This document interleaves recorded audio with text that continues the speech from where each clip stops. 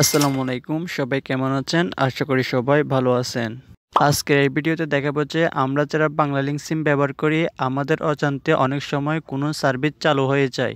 ওই সার্ভিস চালু হওয়ার কারণে আমাদের সিম থেকে অটোমেটিকলি টাকা কেটে যায়।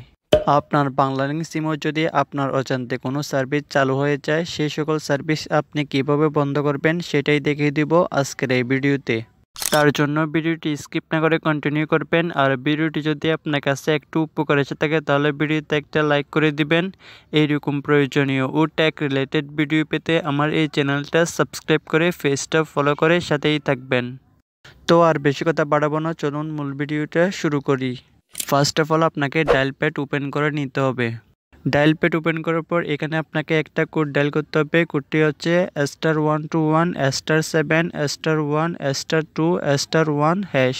এই কোডটি টাইপ করার পর আপনার বাংলালিংক সিম সিলেক্ট করে ডায়াল করে দিবেন। কোডটি ডায়াল করে দেওয়ার পর ইউএসএসডি কোড রানিং দেখিয়ে একটু লোড নিবে।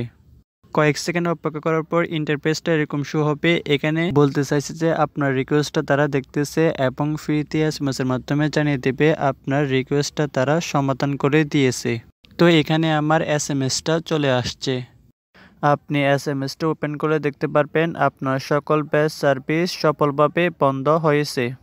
আপনার বাংলালিংক সিমে যদি আগে অকারণে টাকা কেটে নিত তাহলে এখন থেকে আর অকারণে কোনো টাকা কাটবে না। তো এভাবে খুব সহজে আপনি আপনার বাংলালিংক সিমের আপনার অজান্তে চালু হয়ে যাওয়া সকল সার্ভিস বন্ধ করতে পারবেন। তো আজকের এই ভিডিওটি এই পর্যন্ত। দেখা হচ্ছে পরবর্তী অন্য কোনো নতুন ভিডিওতে। সে পর্যন্ত ভালো থাকবেন, সুস্থ থাকবেন, এই চ্যানেলের সাথেই থাকবেন। আল্লাহ হাফেজ।